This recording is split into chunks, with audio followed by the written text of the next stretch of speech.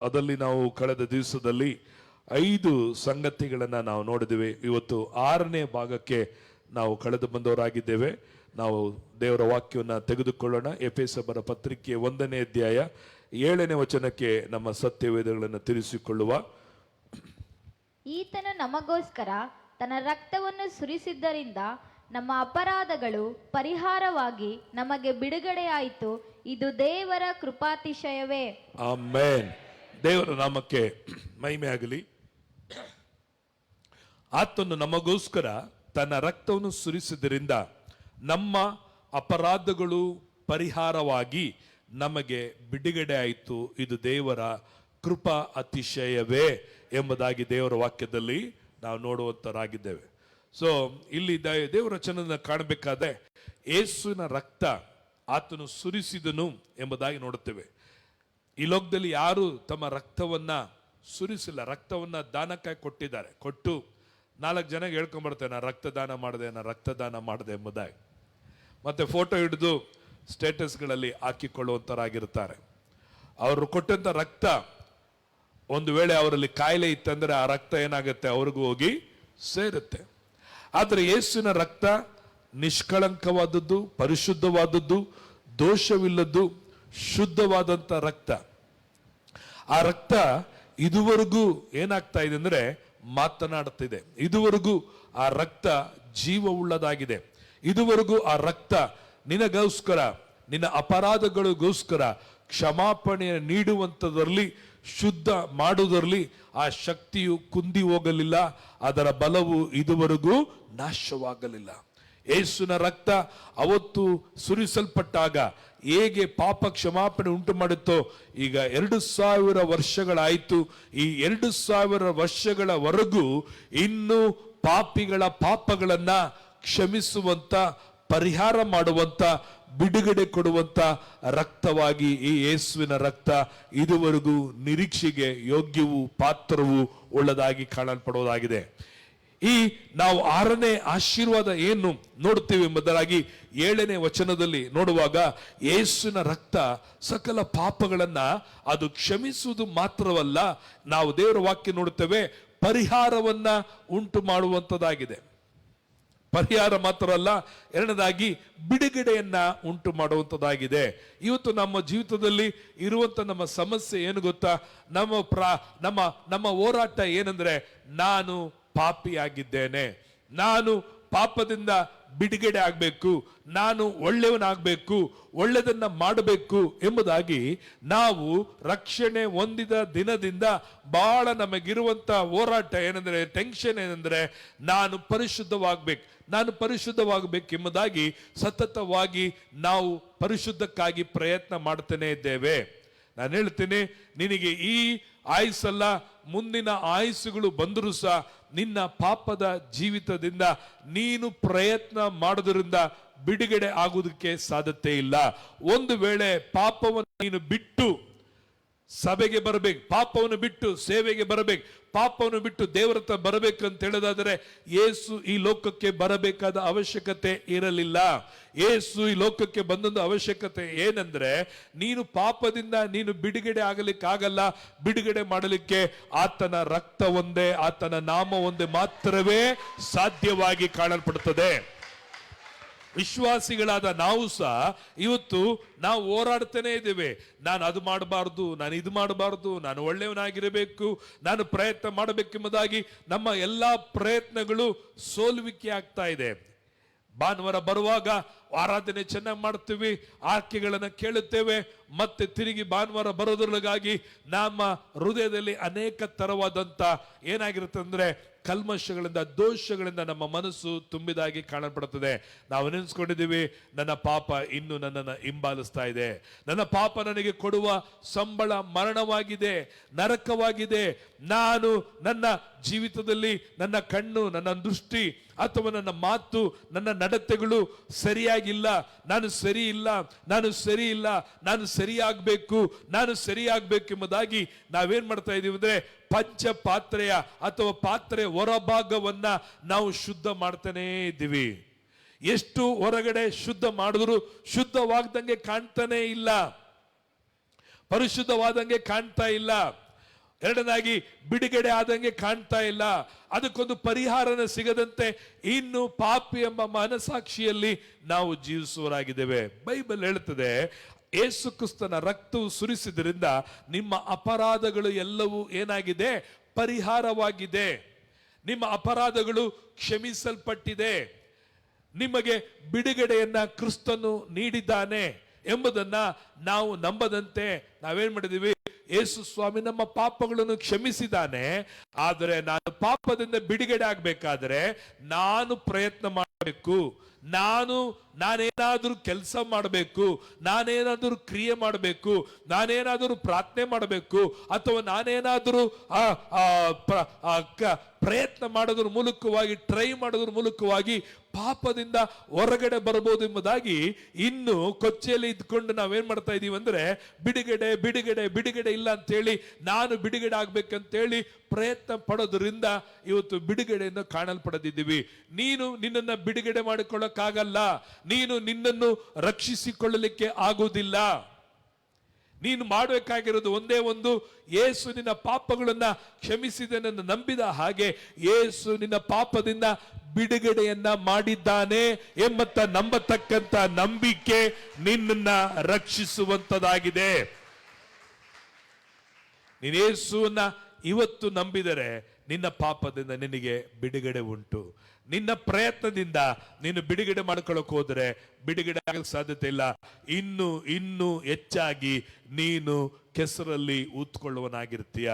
ಅದಕ್ಕೆ ನಿನ್ನ ಮೇಲೆ ಭರವಸೆ ಇಡಲಿಕ್ಕೆ ಬದಲಾಗಿ, ನಿನ್ನ ಮೇಲೆ ನೀನು ಪ್ರಯತ್ನ ಮಾಡಲಿಕ್ಕೆ ಬದಲಾಗಿ, ಇನ್ನು ಮೇಲೆ ನಾನು ಒಳ್ಳೆಯವನಾಗಬೇಕು ಎಂಬುದಕ್ಕೆ ಬದಲಾಗಿ, ಯೇಸು ನನಗಾಗಿ ಬಿಡುಗಡೆ ಮಾಡಿದ್ದಾರೆ, ಆತನ ರಕ್ತ ಸಕಲ ಪಾಪವನ್ನ ನಿವಾರಣೆ ಮಾಡಿ ನನ್ನನ್ನ ಶುದ್ಧ ಮಾಡುತ್ತೆ, ನನ್ನನ್ನು ಬಿಡುಗಡೆ ಮಾಡಿದೆ ಎಂಬಂತ ನಂಬಿಕೆಯೇ ನಿಮ್ಮನ್ನ ಎಲ್ಲಾ ಪಾಪದ ಬಂಧನಗಳಿಂದ ನಿಮ್ಮನ್ನ ಬಿಡುಗಡೆ ಮಾಡಲಿಕ್ಕೆ ಯೇಸುವಿನ ನಾಮ, ಯೇಸುವಿನ ರಕ್ತ ಅದು ಸಾಧ್ಯವಾಗಿದೆ. ಪ್ರೇರೆ, ನಾವು ರೋಮಪುರ ಪತ್ರಿಕೆ 4ನೇ ಅಧ್ಯಾಯ 7ನೇ ವಚನದಲ್ಲಿ ನಾವು ನೋಡುತ್ತೇವೆ. 4ನೇ ಅಧ್ಯಾಯ 7ನೇ ವಚನದಲ್ಲಿ ಓದಿಕೊಳ್ಳುವಾಗ ದೇವರ ವಾಕ್ಯದ ಹೀಗೆ ನೋಡಿಕೊಳ್ಳುತ್ತೇವೆ. ಓದಿಕೊಳ್ಳೋಣ. ಯಾರ ಅಪರಾಧಗಳು ಪರಿಹಾರವಾಗಿವೆಯೋ, ಯಾರ ಪಾಪಗಳು ಕ್ಷಮಿಸಲ್ಪಟ್ಟಿವೆಯೋ ಅವರೇ ಧನ್ಯರು. ಯಾರ ಅಪರಾಧಗಳು ಪರಿಹಾರವಾಗಿದೆಯೋ, ಯಾರ ಪಾಪಗಳು ಕ್ಷಮಿಸಲ್ಪಟ್ಟಿದೆಯೋ ಅವರೇ ಧನ್ಯರು. ಎಲ್ಲರೂ ಚೆನ್ನಾಗಿ ಕೇಳ್ರಿ. ರೋಮಪುರ ಪತ್ರಿಕೆ 4ನೇ ಅಧ್ಯಾಯ 7ನೇ ವಚನ, ಯಾರು ಅಪರಾಧಗಳನ್ನು ಮಾಡಲಿಲ್ಲವೋ ಅವರು ಧನ್ಯರು ಅಂತ ಹೇಳಲಿಲ್ಲ. ಯಾರು ಪಾಪಗಳು ಮಾಡಲಿಲ್ಲವೋ ಅವರೇ ಧನ್ಯರು ಅಂತ ಹೇಳಲಿಲ್ಲ. ಬೈಬಲ್ ಹೇಳ್ತಾರೆ, ಅಪರಾಧಗಳು ಪಾಪಗಳು ಮಾಡದಿರುವವರು ಒಬ್ಬರು ಇಲ್ಲವೇ ಇಲ್ಲ. ಅಪರಾಧ ಪಾಪ ಎಂಬುದು ನಮ್ಮ ಶರೀರದಲ್ಲಿ ಮಣ್ಣಿಗೆ ಮಣ್ಣು, ಧೂಳಿಗೆ ಧೂಳು, ಬೂದಿಗೆ ಬೂದಿ ಎಂಬುದಕ್ಕ ಹೇಳತಕ್ಕ ತನಕ ಹೋಗುವ ತನಕ ಈ ನಮ್ಮ ದೇಹದಲ್ಲಿ ಈ ಶರೀರ ಭಾವದ ಕರ್ಮಗಳು ವಾಸವಾಗಿರುತ್ತದೆ. ಹೊಟ್ಟೆ ಕಿಚ್ಚು, ಕಹಿ, ಭಿನ್ನಮತ, ಕಕ್ಷಭೇದ, ಈ ಎಲ್ಲ ಸಂಗತಿಗಳು ನಮ್ಮ ದೇಹದಲ್ಲಿ ವಾಸವಾಗಿರುತ್ತದೆ. ಆದರೆ ಈ ವಾಸವಾಗಿರುವ ದೇಹದಿಂದ ನಮ್ಮನ್ನು ಬಿಡಿಸೋರು ಯಾರು? ಅಪೊಸ್ತಲನಾದ ಪೌಲನು ಹೇಳ್ತಾನೆ, ಇಂಥ ದುರವಸ್ಥೆಯಿಂದ ನನ್ನನ್ನ ಬಿಡುಗಡೆ ಮಾಡೋರು ಯಾರು? ನಾನು ದುರವಸ್ಥೆಯಲ್ಲಿ ಬಿದ್ದಿದ್ದೇನೆ, ನಾನು ಬಲಹೀನಲ್ಲಿ ಬಿದ್ದಿದ್ದೇನೆ, ನಾನು ಅನೇಕ ಪಾಪಗಳಲ್ಲಿ ಬಿದ್ದಿದ್ದೇನೆ, ನನಗೆ ಬಿಡುಗಡೆ ಬೇಕು ಎಂಬುದಾಗಿ ಪೌಲನು ಹೇಳ್ತಾನೆ. ಇವುಗಳಿಂದ ನನ್ನನ್ನು ಬಿಡುಗಡೆ ಮಾಡಲು ಒಬ್ಬನಿದ್ದಾನೆ, ಆತನೇ ನನ್ನ ಕರ್ತನಾದ ಯೇಸು ಕ್ರಿಸ್ತನು ಎಂಬುದಾಗಿ. ಪ್ರಿಯ ದೇವ ಸಭೆಯೇ, 4:7 ನೋಡುತ್ತೇವೆ, ಯಾರು ಅಪರಾಧಗಳನ್ನು ಮಾಡಲಿಲ್ಲವೋ ಅವರೇ ಧನ್ಯರು ಅಂತ ಹೇಳಲಿಲ್ಲ. ಯಾರು ಪಾಪಗಳನ್ನು ಮಾಡಲಿಲ್ಲವೋ ಅವರೇ ಧನ್ಯರು ಎಂಬುದಾಗಿಲ್ಲ. ಪಾಪ ಮಾಡೋದು ದೊಡ್ಡ ಪಾಪ ಅಥವಾ ಅಪರಾಧಗಳು ಅದು ನಮಗೆ ದಂಡನೆಯನ್ನ ಶಿಕ್ಷೆನ ಕೊಡೋದಿಲ್ಲ. ಆದರೆ ಯಾವುದು ನಮಗೆ ದಂಡನೆ ಶಿಕ್ಷೆನ ಕೊಡುತ್ತದೆ ಅಂದರೆ ಪರಿಹಾರವನ್ನ ನಾವು ಕಂಡುಕೊಳ್ಳದೆ, ಕ್ಷಮಾಪಣೆಯನ್ನ ಹೊಂದಿಕೊಳ್ಳದೆ ಹೋದರೆ ಅದೇ ನಮಗೆ ದಂಡನೆಯನ್ನ ಶಿಕ್ಷೆಯನ್ನ ಕೊಂಡು ಬರುವಂತದ್ದಾಗಿದೆ. ಬೈಬಲ್ ಹೇಳುತ್ತದೆ, ಅಪರಾಧಗಳು ಪರಿಹಾರವಾಗಿದೆ. ಕ್ರಿಸ್ತನ ಯೇಸುನಲ್ಲಿ ಶಿಲುಬೆಗಳಿಗೆ ನಿಮ್ಮ ಪಾಪಕ್ಕೆ ಪರಿಹಾರ ಸಿಕ್ಕಿದೆ. ಪಾಪ ಕೊಡುವ ಸಂಬಳ ಮರಣವಾಗಿತ್ತು. ಆ ಪಾಪ ಕೊಡುವ ಸಂಬಳದಿಂದ, ಮರಣದಿಂದ ನಿಮಗೆ ಪರಿಹಾರ ಸಿಕ್ಕಿದೆ. ಎರಡನೇದಾಗಿ ಪಾಪವು ನಿಮಗೆ ಶಾಪವನ್ನ ಕೊಂಡು ಬರುತ್ತಿತ್ತು. ಆ ಪಾಪವು ಕೊಂಡು ಬರುವ ಶಾಪಗಳಿಂದ ನೀವು ವಿಮುಕ್ತರಾಗಿದ್ದೀರಿ. ಬಿಡುಗಡೆಯನ್ನ ನೀವು ಯೇಸು ಕ್ರಿಸ್ತನ ಮೇಲೆ ನಂಬಿಕೆ ಇಟ್ಟಾಗ ನಿಮ್ಮ ಪಾಪಗಳು ಕ್ಷಮಿಸಲ್ಪಟ್ಟಿದೆ. ಅದು ಮಾತ್ರವಲ್ಲ, ಪರಿಹಾರವಾಗಿದೆ.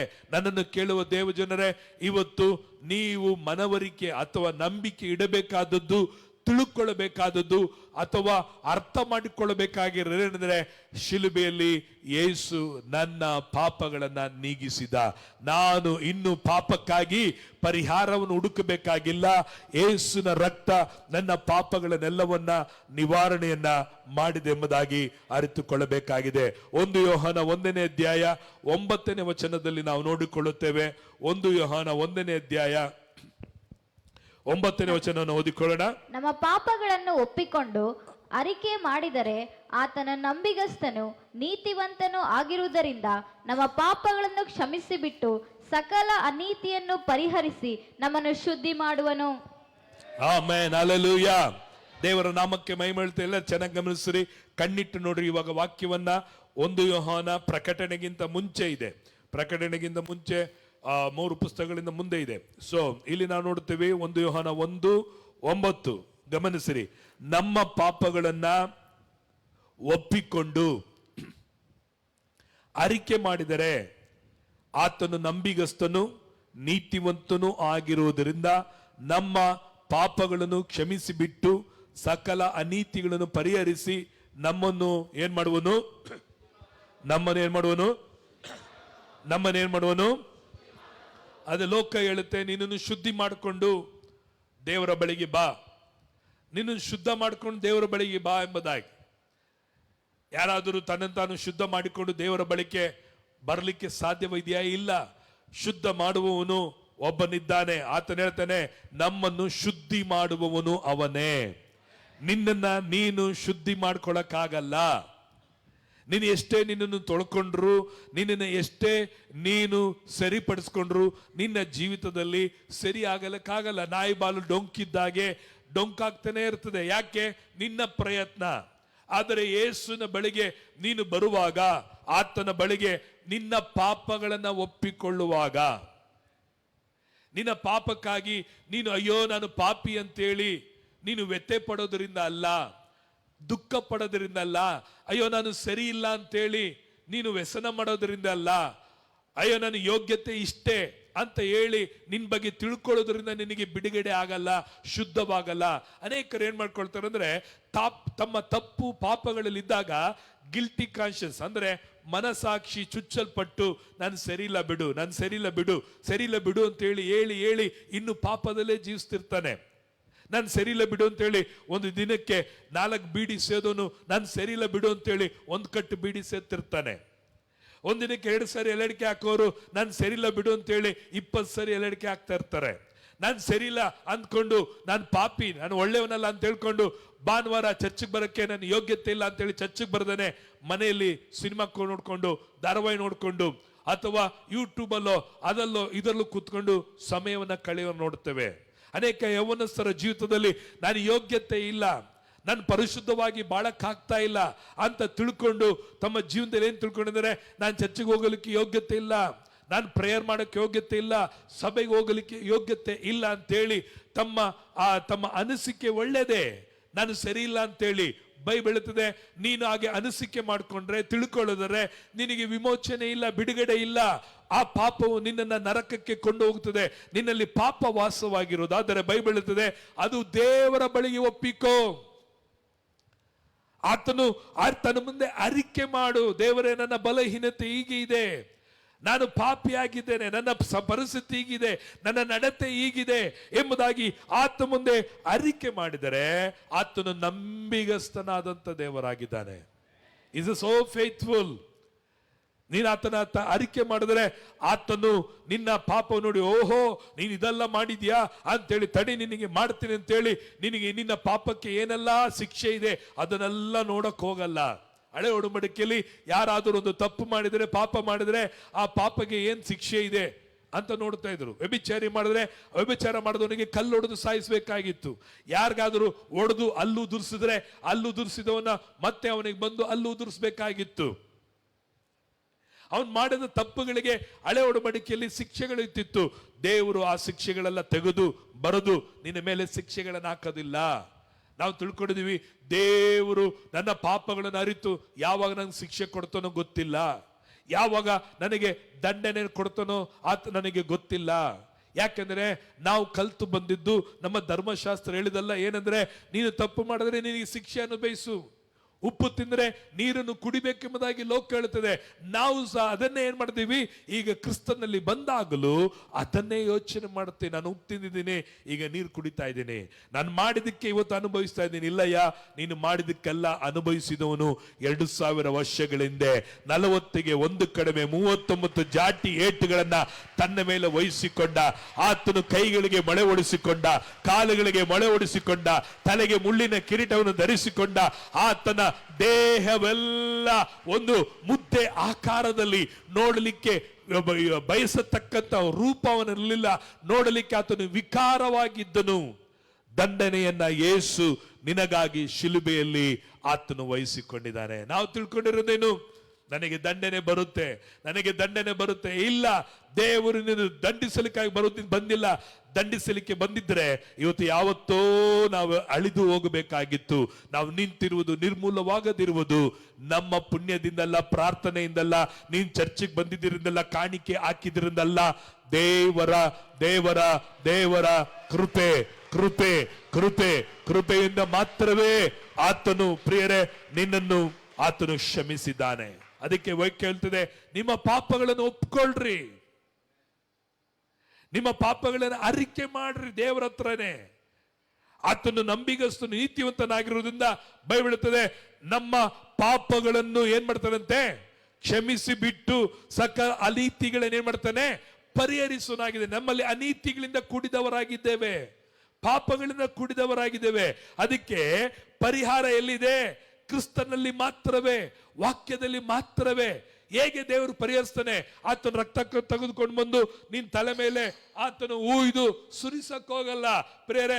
ನಿನ್ನನ್ನು ಆತನ ವಾಕ್ಯವನ್ನು ನಂಬಿ ಆತನ ರಕ್ತದಿಂದ ನನಗೆ ಬಿಡುಗಡೆ ಆಗಿದೆ, ಆತನ ಪಾಪವು ನನ್ನ ಪಾಪವನ್ನು ಶಿಲುಬೆಯಲ್ಲಿ ಒತ್ತುಕೊಂಡಿದ್ದಾನೆ, ನೀನು ಮಾತ್ರ ನನ್ನ ಪರಿಹಾರಿ, ನೀನು ಮಾತ್ರ ನನ್ನ ಸಹಾಯಕನು ಅಂತ ಹೇಳಿ ನಂಬುವಾಗ ಇವತ್ತು ನಿನ್ನ ಜೀವನದಲ್ಲಿರುವಂತ ಬಲಹೀನತೆಗಳನ್ನ ಯೇಸುವಿನ ರಕ್ತವು ಸಕಲ ಪಾಪಗಳನ್ನ ಅದು ನಿವಾರಣೆ ಮಾಡಿ ಅದು ಏನ್ ಮಾಡುತ್ತದೆ, ಸಕಲ ಅನೀತಿಗಳನ್ನ ಪರಿಹರಿಸಿ ನಿನ್ನನ್ನ ಶುದ್ಧಿ ಮಾಡುತ್ತದೆ. ಶುದ್ಧಿ ಮಾಡುವನು ನಿನ್ನನ್ನೇ ನೀನು ಶುದ್ಧಿ ಮಾಡ್ಕೊಳ್ಳಕ್ಕಾಗಲ್ಲ. ಯೇಸುವಿನ ರಕ್ತ, ಆತನ ಮೇಲೆ ನೀನು ಇಡುವಂತೆ ನಿನ್ನ ನಂಬಿಕೆ ನಿನ್ನನ್ನ ಶುದ್ಧಿ ಮಾಡುವಂತದ್ದಾಗಿದೆ. Praise the Lord, hallelujah. ನಿನ್ನ ಪಾಪಗಳು ಕಡು ಕೆಂಪಾಗಿದ್ದರು ಅದನ್ನು ಹಿಮದಂತೆ ಬೆಳ್ಳಗೆ ಮಾಡಲಿಕ್ಕೆ ಸಾಧ್ಯತೆ ಉಂಟು ದೇವರ ಕೈಯಲ್ಲಿ. ಇವತ್ತೆಲ್ಲರಿಗೂ ಪರಿಶುದ್ಧವಾಗಿ ಬಾಳಬೇಕೆಂಬುದಾಗಿ ಇಷ್ಟ. ಇವತ್ತೆಲ್ಲರಿಗೂ ನಾನು ಅನೀತಿ ಇಲ್ಲದಂತೆ ನೀತಿವಂತನಾಗಿ ಜೀವಿಸಬೇಕೆಂಬುದಾಗಿ ಇಷ್ಟ. ಅದಕ್ಕೆ ಸಹಾಯಕನು ಯೇಸು ಕ್ರಿಸ್ತನೇ ಹೊರತು ನಿನ್ನ ಸ್ವಂತ ಬಲದಿಂದಲ್ಲ, ಅಥವಾ ನೀನು ಅದಕ್ಕಾಗಿ ವ್ಯಸನಪಟ್ಟು ದುಃಖಪಟ್ಟು ಅಯ್ಯೋ ನಾನು ಸರಿ ಇಲ್ಲ ಅಂದ್ಕೊಂಡು ನಿನ್ನ ಜೀವಿತದಲ್ಲಿ ನೀನು ಕುಂದಿ ಹೋಗಿಕೊಂಡಿರೋದ್ರಿಂದ ಪಶ್ಚಾತ್ತಾಪ ಪಡೆದ್ರ ಪ್ರಯೋಜನ ಇಲ್ಲ. ಯೂದಾಸನು ಪಶ್ಚಾತ್ತಾಪ ಪಟ್ಟ, ಆದ್ರೆ ಅವನಿಗೆ ಕ್ಷಮಾಪಣೆ ಸಿಗಲಿಲ್ಲ. ಅಯ್ಯೋ ನಾನು ಯೇಸುವನ್ನು ತೋರಿಸ್ಕೊಟ್ಟೆ, ನಾನೆಂಥವನು ಅಂತೇಳಿ ಪಶ್ಚಾತ್ತಾಪ ಪಟ್ಟು ಹೋಗಿ ಉರ್ಲಾಕೊಂಡು ಸತ್ತೋದ. ಇವತ್ತು ಅನೇಕರ ಹಾಗೇನೆ ಪಶ್ಚಾತ್ತಾಪ ಪಡೋದು ಒಳ್ಳೆ ಮನಸ್ಸು, ಆದ್ರೆ ಪಶ್ಚಾತ್ತಾಪ ಪಟ್ಟು ಯಾರ ಹತ್ರ ಒಪ್ಕೊಳ್ಬೇಕು? ಯೇಸುವಿನ ಬಳಿಗೆ ಒಪ್ಕೊಳ್ರಿ, ಆತನ ಮುಂದೆ ಅರಿಕೆ ಮಾಡ್ರಿ, ಆತನು ಕ್ಷಮಿಸುವಂತವನಾಗಿದ್ದಾನೆ. ಪೇತ್ರನು ಯೂದಾಸರಿಗಿಂತ ದೊಡ್ಡ ಪಾಪ ಮಾಡ್ದ, ಯೇಸುವನ್ನೇ ಶಪಿಸಿದ, ಗೊತ್ತಿಲ್ಲ ಅಂತ ಹೇಳ್ದ. ಬಟ್ ಆತನಿಗೆ ದೇವರ ಮುಂದೆ ಬಂದಾಗ ಅವನಿಗೆ ಕನಿಕರ ಸಿಕ್ತು, ದಯೆ ಸಿಕ್ತು, ಅವನನ್ನ ದೇವರು ದೊಡ್ಡ ಅಪೊಸ್ತಲನಾಗಿ ಮಾರ್ಪಡಿಸಿದ. ಇವತ್ತು ದೇವರು ಯಾರನ್ನ ಹುಡುಕ್ತಾ ಇದ್ದಾರೆ ಅಂದ್ರೆ ಬಲಹೀನರಾಗಿರುವ ನಮ್ಮನ್ನ ದೇವರು ಹುಡುಕ್ತಾ ಇದ್ದಾನೆ. ಇವತ್ತು ಯಾವ ವಿಷಯದಲ್ಲಿ ನೀನು ಬಲಹೀನ ಆಗಿದ್ಯೋ ನಿನ್ನನ್ನು ಅದೇ ವಿಷಯದಲ್ಲಿ ಜಯಶಾಲಿಯಾಗಿ ಮಾರ್ಪಡಿಸಲಿಕ್ಕೆ ಆತನು ಶಕ್ತನಾಗಿದ್ದಾನೆ. ಯಾವ ವಿಷಯದಲ್ಲಿ ನೀನು ಸೋತು ಹೋಗಿದೆಯೋ ಅದೇ ವಿಷಯದಲ್ಲಿ ನಿನ್ನನ್ನು ಮೇಲಕ್ಕೆ ಎತ್ತಿ ನಿಲ್ಲಿಸುವನಾಗಿದ್ದಾನೆ. ಕೀರ್ತನೆಗಾರ ಹೇಳ್ತಾನೆ, ಆತನು ನನ್ನನ್ನು ನಾಶನದ ಗುಂಡಿಯಿಂದ ಮೇಲಕ್ಕೆತ್ತಿ ಬಂಡೆ ಮೇಲೆ ನಿಲ್ಲಿಸಿದನು, ನನ್ನ ಬಾಯಲ್ಲಿ ಹೊಸ ಹಾಡನ್ನ, ಹೊಸ ಕೀರ್ತನೆಯನ್ನ, ಹೊಸ ಸ್ತೋತ್ರವನ್ನ ಹುಟ್ಟಿಸಿದನು. ಹಲ್ಲೆಲೂಯಾ. ಎಲ್ಲಿ ನಿರೀಕ್ಷೆ ಇಲ್ವೋ ಯೇಸು ನಿರೀಕ್ಷೆ ನೀಡುವನಾಗಿದ್ದಾನೆ. ವಿಶ್ವಾಸಿಗಳ ದೇವ ಜನರೇ, ನೀವು ನಿರೀಕ್ಷೆ ಇಲ್ಲದೆ ಇರಬಹುದು. ನನ್ನ ಜೀವಿತ ಇಷ್ಟೇ, ನಾನೇನ್ ಬಾನ್ ಅವ್ರು ಹೋದ್ರು ನನ್ನ ಬಾಳು ಇಷ್ಟೇ, ನಾನು ಜಯಿಸಕ್ಕಾಗ್ತಾ ಇಲ್ಲ, ಬೆಳೆಯಕ್ಕಾಗ್ತಾ ಇಲ್ಲ ಎಂಬುದಾಗಿ ನೀನು ಅಂದುಕೊಂಡಿರಬಹುದು. ಆದರೆ ದೇವರ ಬಳಿಗೆ ನೀನು ಬರುವಾಗ ಆತನು ನಿನ್ನನ್ನ ಬದಲಾಯಿಸಲಿಕ್ಕೆ ಶಕ್ತನಾಗಿದ್ದಾನೆ. ಹಲ್ಲೆಲೂಯಾ. ಆತನು ನಂಬಿಗಸ್ತನಾದ ದೇವರು. ನಿನ್ನನ್ನು ಕರೆದಾತನು ನಂಬಿಗಸ್ತನು. ನೀನು ಕರೆದಾತನನ್ನೇ ನೋಡಬೇಕೆ ಹೊರತು ನಿನ್ನನ್ನೆಲ್ಲ ನೋಡಬೇಕಾಗಿರೋದು, ಪರಿಸ್ಥಿತಿಗಳೆಲ್ಲ ನೀನು ನೋಡಬೇಕಾಗಿರೋದು. ಕರೆದಾತನನ್ನು ನೋಡುವಾಗ ಆತನು ನಿನ್ನನ್ನು ಮೇಲಕ್ಕೆ ಆತನು ಎತ್ತುವಂತವನಾಗಿದ್ದಾನೆ. ಪ್ರೇರೆ, ಪ್ರೈಸ್ ದಿ ಲಾರ್ಡ್. ಹಲ್ಲೆಲೂಯಾ. ದೇವರ ನಾಮಕ್ಕೆ ಮಹಿಮೆ ಉಂಟಾಗಲಿ. ಎಫೆಸರ ಪತ್ರಿಕೆ 1ನೇ ಅಧ್ಯಾಯಕ್ಕೆ ನಾವು ತಿರುಗಿ ಬರೋಣ. ಅದರಲ್ಲಿ 7ನೇ ವಚನವನ್ನ ನಾವು ಓದಿಕೊಂಡ್ವಿ. ಈಗ ನಾವು 8ನೇ ವಚನವನ್ನ ಓದಿಕೊಳ್ಳೋಣ. ಆತನು ರಹಸ್ಯವಾದ ತನ್ನ ಸಂಕಲ್ಪವನ್ನು ನಮಗೆ ತಿಳಿಯಪಡಿಸುವುದರ ಮೂಲಕ ವಿಶೇಷವಾದ ಜ್ಞಾನವನ್ನು ಬುದ್ಧಿಯನ್ನು ಕೊಟ್ಟು ಆ ಕೃಪೆಯನ್ನು ಇನ್ನೂ ಹೆಚ್ಚಾಗಿ ನಮಗೆ ತೋರಿಸಿದ್ದಾನೆ. ಆಮೆನ್. ಹಲ್ಲೆಲೂಯಾ. ಬೈಬಲ್ ನೋಡುತ್ತೇವೆ. ಸಾರಿ, ಇನ್ನೊಂದ್ಸರಿ ನಾವು ಓದ್ಕೊಳ್ಳೋಣ, ವಾಕ್ಯವನ್ನು ಓದ್ಕೊಳ್ಳೋಣವಾ?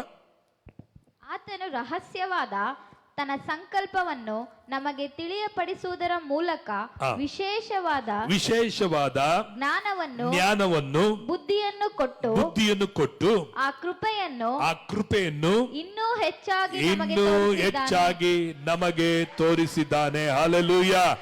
8ನೇ ವಚನದಲ್ಲಿ ನಾವು ನೋಡುತ್ತೇವೆ, ಆತನು ರಹಸ್ಯವಾದ ತನ್ನ ಸಂಕಲ್ಪವನ್ನ, ನಾವು 7ನೇ ವಚನ ನೋಡ್ತೇವೆ, ಆತನು ನಮ್ಮ ಪಾಪಗಳನ್ನು ಪರಿಹಾರ ಮಾಡ್ದ, ಆತನು ಬಿಡುಗಡೆಯನ್ನ ಮಾಡಿದ್ದಾನೆ. ಮನುಷ್ಯ ಕುಮಾರನು ಬಿಡುಗಡೆ ಮಾಡಿದರೆ ನೀವು ನಿಜವಾಗಿ ಬಿಡುಗಡೆ ಹೊಂದಿದ್ದೀರಿ. ಸತ್ಯವನ್ನು ತಿಳ್ಕೊಳ್ಳುವಿರಿ. ಸತ್ಯ ನಿಮ್ಮನ್ನ ಏನ್ ಮಾಡ್ತದೆ? ಬಿಡುಗಡೆಯನ್ನ ಮಾಡುತ್ತದೆ. ಬಾನ್ಮಾನವರ ಬಂದು ನೀವು ವಾಕ್ಯ ಕೇಳೋದ್ರಿಂದ ಬಿಡುಗಡೆ ಆಗಲ್ಲ. ನಿಮ್ಮ ಮನೆಗಳಲ್ಲಿ ಬೈಬಲ್ ತೆಗೆದು ಓದ್ಬೇಕು, ಪ್ರಾರ್ಥನೆಯಲ್ಲಿ ಕಾಣಲ್ಪಡಬೇಕು, ಪ್ರತಿದಿನ ಪ್ರಾರ್ಥನೆಯಲ್ಲಿ ಭಾಗವಹಿಸ್ರಿ. ಅದರಿಂದ ನಿಮಗೆ ಬಿಡುಗಡೆ ಸಿಗ್ತದೆ. ಬಿಡುಗಡೆ ಎಂಬುದು ಏನೋ ನಮ್ಮ ಜೀವಿತದಲ್ಲಿ ಸುಮ್ಮನೆ ಆಗಲ್ಲ. ವಾಕ್ಯಗಳನ್ನ ಕೇಳುವವನು ಬಿಡುಗಡೆ ಹೊಂದುತ್ತಾನೆ. ಇವತ್ತು ಅನೇಕರು ಯಾಕೆ ಬಿಡುಗಡೆ ಇಲ್ಲದೆ ಬಂಧನದಲ್ಲಿ, ಕಟ್ಟುಗಳಲ್ಲಿ ಜೀವಿಸಲಿಕ್ಕೆ ಕಾರಣಂದರೆ ವಾಕ್ಯದ ಸಮೃದ್ಧಿ ಇಲ್ಲ. ವಾಕ್ಯ ಒಂದೇ ನಿನ್ನನ್ನು ಬಿಡುಗಡೆ ಮಾಡುತ್ತದೆ. ವಾಕ್ಯದಿಂದಲೇ ನೀನು ಉದ್ಧಾರ ಆಗೋದು, ವಾಕ್ಯದಿಂದಲೇ ನಿನ್ನ ಜೀವಿತ ಕಟ್ಟಲ್ಪಡೋದು. ವಾಕ್ಯವನ್ನ ಎಷ್ಟು ಎಷ್ಟು ಎಷ್ಟು ಅರಿತೀಯೋ ಅಷ್ಟು ನಿನ್ನ ಜೀವಿತದಲ್ಲಿ ಬಿಡುಗಡೆಗಳನ್ನ, ಸ್ವತಂತ್ರವನ್ನ, ಮಹಿಮೆಯನ್ನ, ದೇವರ ಪ್ರಭಾವವನ್ನ ಕಾಣುತ್ತದೆ. ಇಲ್ಲಿ ಭಾನುವಾರ ಒಂದು ದಿನ ಬಂದು ಕರಗಳನ್ನು ತಟ್ಟಿ ಆಡಾಡಿ ಏನೋ ಕೇಳಿದುವ ಓದುವ ಎಂಬುದಾಗಿ ಇರೋದ್ರಿಂದ ನಿನ್ನ ಜೀವಿತ 20 ಅಲ್ಲ 30 ವರ್ಷಗಳಾದರೂ ದೇವರ ಕಾರ್ಯಗಳನ್ನ ನೋಡಲಿಕ್ಕೆ ಸಾಧ್ಯತೆ ಇಲ್ಲ. ನೀನ್ ಬರ್ತಿರ್ಬೋದು, ಹೋಗ್ತಾ ಇರ್ಬೋದು ಅಷ್ಟೇ. ಆದರೆ ವಾಕ್ಯವನ್ನ ಅರಿಯಿರಿ, ವಾಕ್ಯವನ್ನ ತಿಳ್ಕೊಳ್ರಿ, ಸತ್ಯವನ್ನ ಅರಿಯಿರಿ. ಸತ್ಯ ನಿಮ್ಮನ್ನು ಬಿಡುಗಡೆ ಮಾಡ. ಅದಕ್ಕಾಗಿ ದೇವರು ನಿಮ್ಮನ್ನು ಕರೆದದ್ದು ಏನನ್ನು ಅರಿಲಿಕ್ಕಾಗಿ, ಸತ್ಯವನ್ನು ಅರಿಲಿಕ್ಕಾಗಿ. ನಿಮ್ಮ ಪ್ರಾಬ್ಲಮ್ಸ್ ಅನ್ನ ನೋಡೋದಕ್ಕಾಗೆಲ್ಲ, ನಿಮ್ಮ ಹೋರಾಟಗಳನ್ನ ನೋಡೋದಕ್ಕಾಗೆಲ್ಲ ವಾಕ್ಯವನ್ನ ತಿಳ್ಕೊಳ್ರಿ. ನಿಮ್ಮ ಹೋರಾಟಗಳ ಮೇಲೆ, ಪ್ರಾಬ್ಲಮ್ಸ್ಗಳ ಮೇಲೆ ಜಯವನ್ನ ನೀವು ಹೊಂದುವಂತರಾಗಿರ್ತೀರಿ. ಶೋಧನೆ ಮೇಲೆ ಜಯವನ್ನ ಹೊಂದುವರಾಗಿರ್ತೀರಿ. ಆತನ ವಾಕ್ಯ ಒಂದೇ ನಿನ್ನನ್ನು ಬಿಡುಗಡೆ ಮಾಡಲಿಕ್ಕೆ ಸಾಧ್ಯ. ಆತನ ವಾಕ್ಯವೇ ನಿನಗೂ, ನಿನ್ನ ಕುಟುಂಬಕ್ಕೂ, ನಿನ್ನ ಮನೆಗೂ ಸೇಫ್ಟಿ. ಅದೊಂದೇ. ನಾನು ಬಿಡುಗಡೆ ಆದೆ ಅಂತೇಳಿ ಹಾಗೆ ಇರೋದಲ್ಲ. ನಿನ್ನ ಜೀವಿತದಲ್ಲಿ ಅಧಿಕ ವಾಕ್ಯಗಳ ಮೇಲೆ ವಾಕ್ಯವನ್ನ ಕೇಳುತ್ತಿರುವಾಗ ಕ್ರಿಸ್ತನನ್ನ ನೀನು ಅರಿಲಿಕ್ಕೆ ಸಾಧ್ಯವಾಗ್ತದೆ. ಸೊ ಆತನ ರಕ್ತವು ಪಾಪದಿಂದ ಪರಿಹಾರ ಮತ್ತು ಬಿಡುಗಡೆಯನ್ನ ನೀಡುವಂತದಾಗಿದೆ. 8ನೇದಾಗಿ ನಾವು ನೋಡುತ್ತೇವೆ, ಆತನು ತನ್ನ ರಹಸ್ಯವಾದ ತನ್ನ ಸಂಕಲ್ಪವನ್ನು ನಮಗೆ ತಿಳಿಯಪಡಿಸುವುದಕ್ಕೋಸ್ಕರ, ಅಂದರೆ ದೇವರು ರಹಸ್ಯವಾದ ತನ್ನ ಸಂಕಲ್ಪವನ್ನು ನಮಗೆ ತಿಳಿಯಪಡಿಸುವುದಕ್ಕೋಸ್ಕರ ತನ್ನ ಮಗನಾದ ಯೇಸುವನ್ನ ಈ ಲೋಕಕ್ಕೆ ಕಳಿಸಿಕೊಟ್ಟನು. ಯೇಸು ಕ್ರಿಸ್ತನನ್ನು ಅರಿಯುವಂತ ಅರಿವೇ ಅದು ಆತನ ಸಂಕಲ್ಪವಾಗಿದೆ, ಆತನ ಚಿತ್ತವಾಗಿದೆ. ಪ್ರೇರೆ, ಲೋಕಕ್ಕೆ ಇದು ಅರಿಯದಾಗಿದೆ. ಲೋಕವು ಯೇಸುವನ್ನು ಅರಿಯಲಿಲ್ಲ, ರಹಸ್ಯವಾಗಿದೆ. ನಮಗೂ ಪಾಪಿಗಳಾಗಿ ಬಲಹೀನರಾದಂತ ಈ ರಹಸ್ಯವಾದ ಸಂಕಲ್ಪವನ್ನ ನಮಗೆ ದೇವರು ತಿಳಿಯಪಡಿಸಿದ್ದಾರೆ. ಅನೇಕರಿಗೆ ಕ್ರಿಸ್ತನನ್ನು ಕುರಿತಾದಂತ ಪ್ರಕಟಣೆ ಇಲ್ಲ. ಕ್ರಿಸ್ತನನ್ನು ಕುರಿತಾದಂತ ಅದರ ಮಹಿಮೆ ಅವರಿಗೆ ಗೊತ್ತಿಲ್ಲ. ಕ್ರಿಸ್ತನು ದೇವರೆಂಬುದಾಗಿ ಅನೇಕರಿಗೆ ಅರಿಯಲಿಲ್ಲ. ಇದು ರಹಸ್ಯ. ಈ ರಹಸ್ಯವನ್ನ ಎಲ್ಲರೂ ತಿಳ್ಕೊಳ್ಳಬೇಕೆಂಬುದಾಗಿ ತನ್ನ ಮಗನಾದ ಯೇಸುವನ್ನ ದೇವರು ಕಳಿಸಿಕೊಟ್ರು. ಈ ರಹಸ್ಯವನ್ನ ಅನೇಕರು ಅರಿಯದೆ ಹೋದರು. ಯೇಸುವನ್ನ ಶಿಲುಬೆಯಲ್ಲಿ ಹಾಕಿದರು.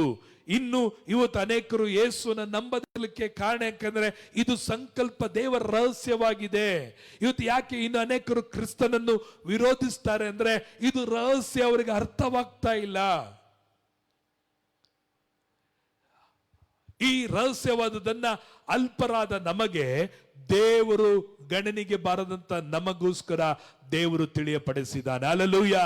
ಪೌಲನು ಹೇಳ್ತಾನೆ, ಅಲ್ಪ ಆಯುಸ್ಸಿನಲ್ಲಿ ಹುಟ್ಟಿ ಅಂದ್ರೆ ಈ ಪೂರ್ಣ ಗರ್ಭ ಧರಿಸಿ ಹುಟ್ಟುವರು ಬೇರೆ, ಮತ್ತೆ ಇನ್ನು 9 ತಿಂಗಳಾಗೋದಕ್ಕಿಂತ ಮುಂಚೆ ಹುಟ್ಟೋರು ಇರ್ತಾರೆ.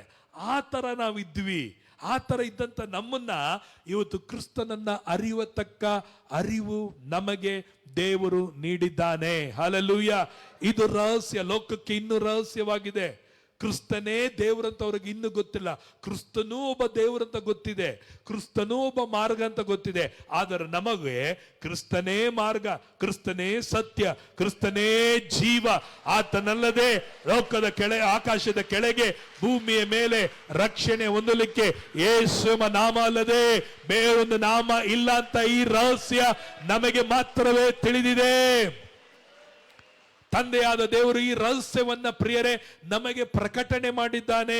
ಆತನು ತನ್ನ ರಹಸ್ಯವಾದ ತನ್ನ ಸಂಕಲ್ಪವನ್ನು ನಮಗೆ ತಿಳಿಯಪಡಿಸುವುದರ ಮೂಲಕ ವಿಶೇಷವಾದ ಜ್ಞಾನವನ್ನು ಬುದ್ಧಿಯನ್ನು ಕೊಟ್ಟು ಆ ಕೃಪೆಯನ್ನು ಹೆಚ್ಚಾಗಿ ನಮಗೆ ಏನ್ ಮಾಡಿದ್ದಾನೆ ದೇವರು ತೋರಿಸಿದೆ. ಎಲ್ಲರೂ ಗಮನಿಸಿರಿ.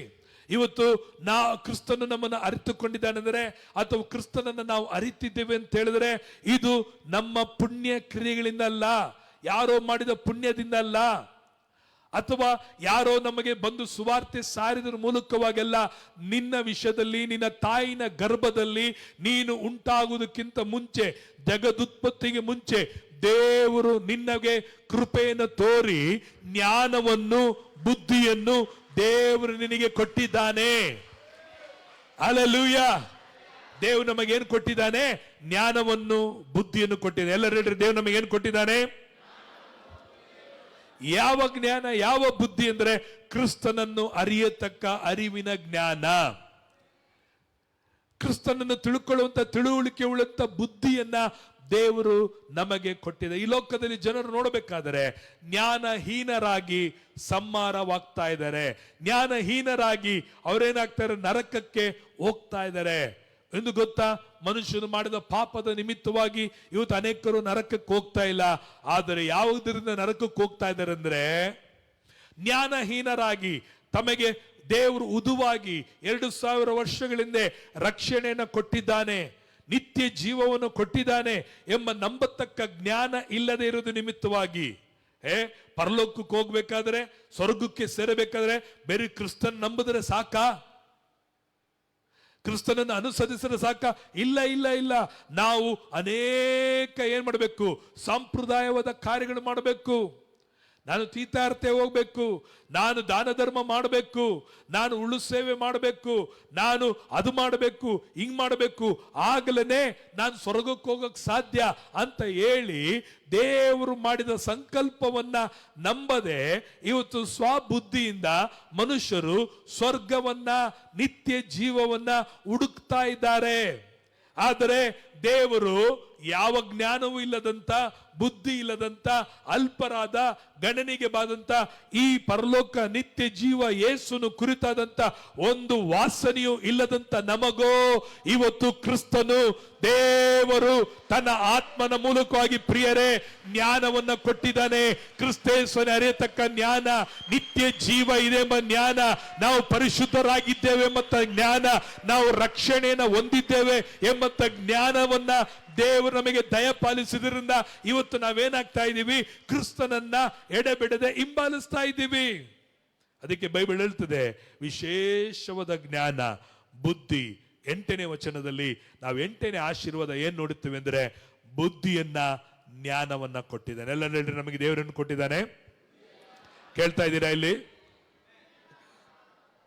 ಯಾರಿಗೆಲ್ಲ ದೇವರು ಬುದ್ಧಿ ಜ್ಞಾನ ಕೊಟ್ಟಿದ್ದಾರೆ? ಹಲ್ಲೆಲೂಯಾ. ಸೊ ಕೊಟ್ಟಿದ್ದನ್ನ, ದೇವರು ಕೊಟ್ಟದ ಜ್ಞಾನದಲ್ಲಿ ನಾವೇನಾಗಬೇಕಾಗಿದೆ? ಬೆಳೆಯಬೇಕಾಗಿದೆ. ಕ್ರಿಸ್ತೇಸನ್ನು ಅರಿಯತಕ್ಕಂಥ ಅರಿವು, ಜ್ಞಾನದಲ್ಲಿ ಬೆಳಿಬೇಕು. ನಮ್ಮ ಮಕ್ಕಳಿಗೆ ABCD ಬಂದಿದ ತಕ್ಷಣ ಶಾಲೆಗೆ ಹೋಗಿ ನಿಲ್ಸಲ್ಲ, ಅವ್ರನ್ನ ಕಳಿಸ್ತೀವಿ, ಇನ್ನು ಕಳಿಸ್ತಾನೆ ಇರ್ತೀವಿ. ಅದೇ ರೀತಿಯಾಗಿ ನಾವು ABCD ಕಲ್ತ್ಬಿಟ್ಟಿದೀವಿ ಅಂತೇಳಿ ಅಲ್ಲಿಗೆ ನಿಲ್ತುಕೊಳ್ಳೋದಲ್ಲ, ಇನ್ನು ಅರಿತಾನೆ ಇರಬೇಕು. ಕ್ರಿಸ್ತನನ್ನ ಅರಿವಂತ ಅರಿವಿನಲ್ಲಿ ಬೆಳೀತಿರುವಾಗ ಆ ಜ್ಞಾನವು ನಮ್ಮನ್ನ ಕ್ರಿಸ್ತನ ಕಡೆಗೆ ನಡೆಸುವಂತದಾಗಿದೆ. ಲೋಕದ ಜ್ಞಾನ ನಮ್ಮನ್ನ ನಾಶನಕ್ಕೆ ನಡೆಸುವಂತದಾಗಿದೆ.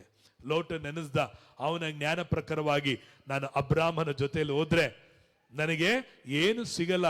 ಅವನಿಗೆಲ್ಲೋ ಸಿಕ್ಕಿದ್ರು ಸಹ ಆತನು ಏನ್ ಮಾಡೋದಂದರೆ ತನ್ನ ಕಣ್ಣಿಗೆ ಕಾಣುವ ಹಸುರಾದ ಹುಲ್ಲುಗಾವಲು ಆ ನೀರಿನ ಬಳಿಗೆ ಹೋಗೋಣ, ತನ್ನ ಜೀವನ ಮುಂದೆ ಇಲ್ಲಿ ನಡೆಸ್ಕೊಳ್ಳೋಣ ಎಂಬುದಾಗಿ ತನ್ನ ಜ್ಞಾನವನ್ನು ಉಪಯೋಗಿಸಿದ. ಆ ಜ್ಞಾನ ಅವನ ಜೀವನದಲ್ಲಿ ಕಳೆದಾಗಿ ನಾಶನವನ್ನ ಕೊಂಡು ಬಂತು. ಈ ಲೋಕದಲ್ಲಿ ಎಷ್ಟೇ ಜ್ಞಾನ ಇದ್ರು, ಬೈಬಲ್ ಹೇಳ್ತದೆ ಮನುಷ್ಯನು ಕಡೆ ಕಾಲದಲ್ಲಿ ಅಧಿಕ ಜ್ಞಾನ ಉಳ್ಳವನಾಗಿರ್ತಾನೆ, ಲೌಕಿಕವಾದ ಜ್ಞಾನದಲ್ಲಿ ತುಂಬಿದವನಾಗಿರ್ತಾನೆ. ಅವನ ಜ್ಞಾನವೇ ಅವನನ್ನ ನಾಶನಕ್ಕೆ ಕೊಂಡು ಹೋಗುವಂತದಾಗಿದೆ. ಆದರೆ ಕ್ರಿಸ್ತನನ್ನ ಅರಿಯತಕ್ಕಂಥ ಅರಿವು ಲೋಕದ ಜನರಿಗೆ ಹುಚ್ಚು ಮಾತಾಗಿರುತ್ತದೆ. ಚರ್ಚು, ಪ್ರಾರ್ಥನೆ, ಯೇಸು ಅಂತ ಹೇಳಿದ್ರೆ ಏನಪ್ಪ ಇವರು ಅಂತೇಳಿ ನಮ್ಮನ್ನು ಹುಚ್ಚುರಾಗಿ ನೋಡುವಂತರಾಗಿದ್ದಾರೆ. ಆದರೆ ನಂಬುವರಾದ ನಮಗೋ ಆ ಹುಚ್ಚು ಮಾತು, ಕ್ರಿಸ್ತನ ಮಾತು ನಮಗೆ ದೇವರ ಬಲವುಳ್ಳದಾಗಿ ಕಾಣಲ್ಪಡುವಂತದಾಗಿದೆ. ಪ್ರಿಯರೇ, ಹಲ್ಲೆಲೂಯಾ. ಯೇಸು ಕ್ರಿಸ್ತನು ಲೂಕನ ಬರೆದ ಸುವಾರ್ತೆ 2ನೇ ಅಧ್ಯಾಯ 52ನೇ ವಚನವನ್ನು ಓದಿಕೊಳ್ಳೋಣ. ಲೂಕನ ಬರೆದ ಸುವಾರ್ತೆ 5:2-52. ಯೇಸು ಜ್ಞಾನದಲ್ಲಿಯೂ ದೇಹ ಬಲದಲ್ಲಿಯೂ ವೃದ್ಧಿಯಾಗುತ್ತಾ ಬಂದನು. ಇದಲ್ಲದೆ ದೇವರ ಮತ್ತು ಮನುಷ್ಯರ ದಯೆಯು ಆತನ ಮೇಲೆ ಹೆಚ್ಚಾಗುತ್ತಾ ಬಂತು. Price lord. ದೇವನಾಮಕ್ಕೆ ಮಹಿಮೆ ಆಗಲಿ. ಯೇಸು ಜ್ಞಾನದಲ್ಲಿಯೂ ದೇಹ ಬಲದಲ್ಲಿಯೂ ಏನಾಗುತ್ತಾ ಬಂದನು? ಎಲ್ಲರೂ ಹೇಳ್ರಿ, ಏನಾಗುತ್ತಾ ಬಂದನು? ಹೇಳೋಣ, ಜೋರಾಗಿ ಹೇಳೋಣ, ಇನ್ನೊಂದು ಶಬ್ದ ಹೇಳುವ. Price lord. ಸೊ ನಾವು ಯೇಸು ಜ್ಞಾನದಲ್ಲಿ ದೇಹ ಬಲಂತೆ ನಾವು ಸಹ ಏನಾಗಬೇಕಾಗಿದೆ? ಜ್ಞಾನದಲ್ಲಿ ವೃದ್ಧಿ ಆಗಬೇಕಾಗಿದೆ. ಜ್ಞಾನದಲ್ಲಿ ವೃದ್ಧಿ ಆಗ್ತಾ, ನಿಮಗೆ ಕ್ರಿಸ್ತನ ಅರಿವಂತ ಜ್ಞಾನ ಕಡಿಮೆ ಆಗ್ತಾ ಇದೆಯಾ, ವೃದ್ಧಿ ಆಗ್ತಾ ಇದೆಯಾ? ಸ್ವಲ್ಪ ಯೋಚನೆ ಮಾಡಿ ನೋಡ್ರಿ. ಯೇಸು ಜ್ಞಾನ ಬಲದಲ್ಲಿ ಬೆಳೆದ, ಐಶ್ವರ್ಯದಲ್ಲಿ ಬೆಳೆದಂತಿಲ್ಲ. ಐಶ್ವರ್ಯ ಬರಬೇಕಾದ್ರೆ ಜ್ಞಾನ ಬೇಕು, ಆರೋಗ್ಯ ಬರಬೇಕಾದ್ರೆ ಜ್ಞಾನ ಇರಬೇಕು. ನಿನಗೆ ಜ್ಞಾನ ಇಲ್ಲದೆ ಹೋದರೆ ಐಶ್ವರ್ಯವನ್ನು ನಿನ್ನ ಜೀವಿತದಲ್ಲಿ ಗಳಿಸಲಕ್ಕಾಗಲ್ಲ, ಹೊಂದ್ಕೊಳ್ಳಕ್ಕಾಗಲ್ಲ, ಮೇಲನ್ನ ಹೊಂದ್ಕೊಳ್ಳಕ್ಕಾಗಲ್ಲ. ಬೈಬಲಿನ ನನ್ನ ಜನರು ಜ್ಞಾನಹೀನರಾಗಿ ಹತವಾಗಿ ಹೋಗ್ತಾ ಇದ್ದಾರೆ. ನನ್ನ ಜನರು ಅಂತ ದೇವರು ಹೇಳ್ತಿದೆ. ದೇವ ಜನರು ಯಾಕೆ ಕೊರತೆಗಳಲ್ಲಿ, ಬಲಹೀನತೆಗಳಲ್ಲಿ, ದರಿದ್ರಗಳಲ್ಲಿ, ಸೋಲುವಿಕೆಗಳಲ್ಲಿ, ದುಃಖದ ಜೀವಿಸಲಿಕ್ಕೆ ಕಾರಣ ಯಾಕೆಂದ್ರೆ ಜ್ಞಾನಹೀನರಾಗಿ ಹೋಗ್ತಾ ಇರೋದ್ರ ಮೂಲಕವಾಗಿ. ಯಾರು ಜ್ಞಾನದಲ್ಲಿ ಬೆಳೀತಿರ್ತಾರೋ ಅವ್ರು ಐಶ್ವರ್ಯದಲ್ಲಿ ಬೆಳೀತಿರ್ತಾರೆ, ಆರೋಗ್ಯದಲ್ಲಿ ಬೆಳೀತಿರ್ತಾರೆ, ಸಮೃದ್ಧಿಯಲ್ಲಿ ಬೆಳೀತಿರ್ತಾರೆ, ಸಂತೋಷದಲ್ಲಿ ಬೆಳೆಯುವಂತರಾಗಿ. ಸಭೆ ನಾವು ಜ್ಞಾನದಲ್ಲಿ ಬೆಳಿಬೇಕು. ಜ್ಞಾನ ಯಾರಾಗಿದ್ದಾರೆ? ಕ್ರಿಸ್ತನೇ ಜ್ಞಾನವಾಗಿದ್ದಾನೆ. ಕ್ರಿಸ್ತೇಸನ್ನು ಅರಿಯುವುದೇ ಜ್ಞಾನ, ಕ್ರಿಸ್ತೇಸನ್ನು ತಿಳ್ಕೊಳ್ಳುವುದೇ ಸತ್ಯವಾಗಿದೆ. ಇವತ್ತು ನಾವು ಕ್ರಿಸ್ತನ ಬಗ್ಗೆ, ವಾಕ್ಯದ ಬಗ್ಗೆ ಅರಿಯತಕ್ಕಂಥ ಅರಿವು, ಅದಕ್ಕೆ ನೋಡ್ತೇವೆ. ಕ್ರಿಸ್ತನು, ಯೇಸುವು ಜ್ಞಾನದಲ್ಲಿ ದೇಹ ಬಲದಲ್ಲಿ ವೃದ್ಧಿಯಾಗುತ್ತಾ ಬಂದ. ಪ್ರಿಯರೇ, ಇವತ್ತು ಜ್ಞಾನದಲ್ಲಿ ವೃದ್ಧಿ ಆಗುವಾಗ ದೇಹ ಬಲದಲ್ಲಿಯೂ ವೃದ್ಧಿ ಆಗ್ತೇವೆ. ದೇಹಕ್ಕೆ ಸಂಬಂಧಪಟ್ಟಂತ ಎಲ್ಲಾ ವಿಷಯಗಳಲ್ಲಿ ನಿಮಗೆ ದೇವರು ಜ್ಞಾನವನ್ನ, ಬುದ್ಧಿಯನ್ನು ಕೊಟ್ಟಿದ್ದಾನೆ. ಆ ಬುದ್ಧಿ ಜ್ಞಾನವನ್ನು ಏನ್ ಮಾಡಬೇಕು? ವೃದ್ಧಿ ಮಾಡಿಕೊಳ್ಳುವರಾಗಿರಬೇಕು ಎಂಬುದಾಗಿ ನೋಡುತ್ತೇವೆ. 1 ಕೊರಿಂಥದವರಿಗೆ 1ನೇ ಅಧ್ಯಾಯ 30ನೇ ವಚನ ನೋಡುತ್ತೇವೆ. 1 ಕೊರಿಂಥದವರಿಗೆ 1ನೇ ಅಧ್ಯಾಯ 30ನೇ ವಚನ. ನೀವು ಕ್ರಿಸ್ತ ಯೇಸುವಿನಲ್ಲಿರುವುದು ಆತನಿಂದಲೇ. ಕ್ರಿಸ್ತ ಯೇಸು ನಮಗೆ ದೇವರ ಕಡೆಯಿಂದ ಜ್ಞಾನವು, ನೀತಿ, ಶುದ್ಧೀಕರಣ, ವಿಮೋಚನೆಗಳಿಗೆ ಕಾರಣನೂ ಆದನು. Amen, hallelujah. ಅದೇ 24ನೇ ವಚನ ಓದಿಕೊಳ್ಳೋಣ. ಆದರೆ ದೇವರಿಂದ ಕರೆಸಿಕೊಂಡವರು ಯಹೂದ್ಯರಾಗಲಿ ಗ್ರೀಕರಾಗಲಿ ಅವರಿಗೆ ಇಂಥವನು ದೇವರ ಶಕ್ತಿಯು ದೇವರ ಜ್ಞಾನವೂ ಆಗಿರುವ ಕ್ರಿಸ್ತನೇ. Amen, hallelujah. ಇಲ್ಲಿ ನಾವು ನೋಡುತ್ತೇವೆ, ನೀವು ಕ್ರಿಸ್ತ ಯೇಸುವಿನಲ್ಲಿ, 30ನೇ ವಚನ, ನೀವು ಕ್ರಿಸ್ತ ಯೇಸುವಿನಲ್ಲಿರುವುದು ಆತನಿಂದಲೇ. ಕ್ರಿಸ್ತ ಯೇಸು ನಮಗೆ ದೇವರ ಕಡೆಯಿಂದ ಜ್ಞಾನವು, ನೀತಿಯು, ಶುದ್ಧೀಕರಣವು, ವಿಮೋಚನೆಗಳಿಗೆ ಕಾರಣನಾಗಿದ್ದಾನೆ. ಕ್ರಿಸ್ತನು ನಮಗೆ ಜ್ಞಾನವಾಗಿದ್ದಾನೆ. ಹಲ್ಲೆಲೂಯಾ. ಕ್ರಿಸ್ತನೇನಾಗಿದೆ? ನಮಗೆ ಜ್ಞಾನವಾಗಿದ್ದಾನೆ. ಕ್ರಿಸ್ತನ ಜ್ಞಾನ ಪ್ರೇರೆ, ನಾವು ಜ್ಞಾನವನ್ನ ಅಕ್ಕ ಎಂದು ಕರೆ, ಜ್ಞಾನಕ್ಕಾಗಿ ಬೇಡಿಕೋ, ಜ್ಞಾನವನ್ನ ಕೂಗು ಎಂಬುದಾಗಿ ಜ್ಞಾನೋಕ್ತಿಗಳಲ್ಲಿ ನಾವು ನೋಡುವವರಾಗಿದ್ದೇವೆ. ಪ್ರೇರೆ, ನಾವು ಜ್ಞಾನವನ್ನ ಇರುವಾಗ ನಮಗೆ ಆ ಜ್ಞಾನವು ಏನ್ ಮಾಡ್ತಂದ್ರೆ ನೀತಿಯ ಮಾರ್ಗದಲ್ಲಿ, ಸತ್ಯದ ಮಾರ್ಗದಲ್ಲಿ ನಮ್ಮನ್ನ ನಡೆಸುವಂತದಾಗಿದೆ.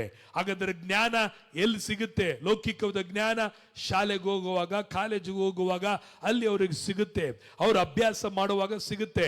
ನಾವು ಸಹ ಆರಾಧನೆ ಕೂಡಿ ಬರುವಾಗ, ದೇವರ ವಾಕ್ಯಗಳನ್ನು ಕೇಳುವಾಗ, ಸತ್ಯ ವೇದಗಳನ್ನು ಧ್ಯಾನಿಸುತ್ತಾ, ವಾಕ್ಯವನ್ನ ಓದುತ್ತಾ ಓದುತ್ತಾ ಓದುತ್ತಾ, ಕ್ರಿಸ್ತನ ಕುರಿತಾದಂತ ವಾಕ್ಯಗಳನ್ನು ಓದ್ತಾ ಓದ್ತಾ ಓದ್ತಾ ಏನಾಗ್ತದೆ? ಕ್ರಿಸ್ತನ ಜ್ಞಾನ ನಿಮ್ಮಲ್ಲಿ ಉಂಟಾಗ್ತದೆ. ಭಾನುವಾರ ಒಂದಿನ ಬೈಬಲ್ ಎತ್ತೋದಲ್ಲ, ಅಥವಾ ಏನೋ ತಿರುಗಿ ತಿಳಿದದನ್ನು ಓದುವಂಥದ್ದಲ್ಲ. ಪ್ರತಿದಿನ ವಾಕ್ಯಗಳನ್ನ ಓದ್ರಿ. ವಾಕ್ಯಗಳನ್ನು ಓದ್ತಾ ಓದ್ತಾ ಬಂಡೆ ಮೇಲೆ ಮನೆ ಕಟ್ಟಿದ ಮನುಷ್ಯನಿಗೆ ಹೋಲಿಕೆ ಆಗಿರ್ತೀನಿ. ಬುದ್ಧಿಯುಳ್ಳ ಮನುಷ್ಯನು ಉಸುವಿನ ಮೇಲೆ ಮನೆ ಕಟ್ಟಿದ, ಜ್ಞಾನವುಳ್ಳ ಮನುಷ್ಯನು, ಬುದ್ಧಿಯುಳ್ಳ ಮನುಷ್ಯನು, ಬುದ್ಧಿ ಇಲ್ಲದವನು ಆತನು ಮರಳ ಮೇಲೆ ಕಟ್ಟಿದ್ದ, ಬುದ್ಧಿಯುಳ್ಳ ಮನುಷ್ಯನು ಬಂಡೆ ಮೇಲೆ ಮನೆ ಕಟ್ಟಿದ. ಇವತ್ತು ಬುದ್ಧಿಯು, ಜ್ಞಾನವು ನಿನಗೆ ಕೊಡಲ್ಪಟ್ಟಿದೆ. ಆದರೆ ನಿನ್ನ ಆತ್ಮಿಕ ಜೀವಿತ, ನಿನ್ನ ಕುಟುಂಬದ ಜೀವಿತ ಯಾವುದ್ರ ಮೇಲೆ ಕಟ್ತಾ ಇದ್ದೀರಿ? ವಾಕ್ಯ ಎಂಬ ಬಂಡೆ, ಜ್ಞಾನ ಎಂಬ ವಾಕ್ಯದ ಮೇಲೆ ಕಟ್ಟಲ್ಪಡ್ತಾ ಇದ್ದೀರಾ? ಆತನ ಜ್ಞಾನವು ನಿಮ್ಮಲ್ಲಿ ಹೆಚ್ಚಲ್ಪಡ್ತಾ ಇದೆಯಾ? ಯೋಚನೆ ಮಾಡಿ ನೋಡ್ಪ್ರೇರೆ. ಜ್ಞಾನಹೀನರಾಗಿ ಸಂಹಾರ ಆಗಬೇಡ್ರಿ, ಜ್ಞಾನಹೀನರಾಗಿ ನಾಶವಾಗಬೇಡ್ರಿ. ಜ್ಞಾನ ಉಳ್ಳವರಾಗಿರ್ರಿ, ಬುದ್ಧಿ ಉಳ್ಳವರಾಗಿರ್ರಿ. ಯಾವ ತಂದೆ ತಾಯಿಗಳು ತನ್ನ ಮಕ್ಕಳನ್ನ ಹೇಗಿರ್ಬೇಕೆಂದು ಬಯಸ್ತಾರೆ? ನಮ್ಮ ಮಕ್ಕಳು ಓದೋದಲ್ಲಿ ಬೆಸ್ಟ್ ಆಗಿರ್ಬೇಕು, ಜ್ಞಾನದಲ್ಲಿ ಬೆಸ್ಟ್ ಆಗಿರ್ಬೇಕು. ಯಾವಾಗಲೂ ತಂದೆ ತಾಯಿಗಳು ಮಕ್ಕಳನ್ನ ಮತ್ತೊಬ್ಬರಿಗೆ ಹೋಲಿಸಿ ನೋಡು, ಅವ್ರು ಹೆಂಗ್ ಓದ್ತಾರ ನೋಡು, ಅವ್ರು ಹೆಂಗ್ ನಡ್ಕೊಳ್ತಾರ ನೋಡು, ಅವ್ರು ಹೆಂಗ್ ಬುದ್ಧಿವಂತರಾಗಿದ್ದಾರೆ ನೋಡು, ನೀನೇನಾಗಿದೆಯಾ ಅಂತ ನೋಡು ಅಂತ ಹೇಳಿ ಮಕ್ಕಳನ್ನ ಬೈಯುವಂತರಾಗಿರ್ತಾರೆ. ಹಾಗಾದರೆ ಇವತ್ತು ಕ್ರಿಸ್ತನು ನಮ್ಮಿಂದ ಬಯಸುವುದೇನು? ನೀವು ದಡ್ಡರಾಗಿರ್ಬೇಕು, ಜ್ಞಾನಹೀನರಾಗಿರ್ಬೇಕು, ಸೈತಾನನ ಹೊಡೆತಕ್ಕೆ ಸಿಕ್ಕಾಕಿಕೊಳ್ಬೇಕು, ಸೈತಾನನ ಕೊರತೆಗಳಲ್ಲಿ ನೀವಿರಬೇಕು, ಅವನ ಬಾಧೆಯಲ್ಲಿ ಸಿಲುಕಿರ್ಬೇಕೆಂಬುದಾಗೆಲ್ಲ ಕ್ರಿಸ್ತನು ನಿಮ್ಮ ವಿಷಯದಲ್ಲಿ ಜ್ಞಾನಿಗಳಾಗಿರ್ಬೇಕೆಂಬುದಾಗಿ ಬಯಸುತ್ತಾನೆ. ಅದಕ್ಕೆ ನಿಮಗೆ ಜ್ಞಾನವನ್ನ, ಬುದ್ಧಿಯನ್ನ ದೇವರು ಕೊಟ್ಟಿದ್ದಾನೆ. ಆ ಜ್ಞಾನವು, ಬುದ್ಧಿ ಏನಾಗಬೇಕು? ಇವಾಗ ವೃದ್ಧಿ ಆಗುತ್ತಾ ಬರಬೇಕು. ಪ್ರೇರೆ, ಜ್ಞಾನಕ್ಕಾಗಿ ಕೂಗ್ರಿ, ಬುದ್ಧಿಗಾಗಿ ಕೂಗಿರಿ, ಮೊರೆ ಇಡ್ರಿ, ಜ್ಞಾನವನ್ನ ಅಪ್ಪಿಡಿದುಕೊಳ್ಳ್ರಿ, ವಾಕ್ಯವನ್ನ ಅಪ್ಪಿಡಿದುಕೊಳ್ಳ್ರಿ, ಕ್ರಿಸ್ತನನ್ನ ಅಪ್ಪಿಡಿದುಕೊಳ್ಳ್ರಿ. ಆತನು ನಿನಗೆ ಎಲ್ಲಾ ವಿಷಯಗಳಲ್ಲಿ ಸಹಾಯಕನಾಗಿದ್ದಾನೆ. ಇಲ್ಲಿ ನಾವು 1 ಕೊರಿಂಥ್ಯ 1:24 ನೋಡಿದ್ವಿ. ಆದರೆ ದೇವರನ್ನ ಕರೆಸಿಕೊಂಡವರು, ಯಹೂದ್ಯರಾಗಲಿ ಗ್ರೀಕರಾಗಲಿ, ಅವರಿಗೆ ಇಂಥವನು ದೇವರ ಶಕ್ತಿಯು, ದೇವರ ಜ್ಞಾನವೂ ಆಗಿರುವ ಕ್ರಿಸ್ತನೇ. ಹಲ್ಲೆಲೂಯಾ. ಪ್ರೇರೆ, ದೇವರ ಶಕ್ತಿ, ದೇವರ ಜ್ಞಾನ ಕ್ರಿಸ್ತನಾಗಿದ್ದಾನೆ. ಕ್ರಿಸ್ತನನ್ನ ಅರಿಯಬೇಕಾದರೆ ದೇವರ ವಾಕ್ಯದಲ್ಲಿ ಮಾತ್ರವೇ ನೀವು ಅರಿಲಿಕ್ಕೆ ಸಾಧ್ಯ. ದೇವರ ವಾಕ್ಯದಲ್ಲಿ ಅರಿಲಿಕ್ಕೆ ಸಾಧ್ಯತೆ ಉಂಟು. ನಿಮ್ಮ ಬೈಬಲ್ಗಳನ್ನು ಇಡೀರಿ, ವಾಕ್ಯವನ್ನು ಎತ್ತಿಡೀರಿ, ಬೈಬಲ್ ಓದಲಿಕ್ಕೆ ಪ್ರಾರಂಭಿಸ್ರಿ. ಸಮಯಗಳನ್ನು ವ್ಯರ್ಥವಾಗಿ ಕಳೆಬೇಡ್ರಿ.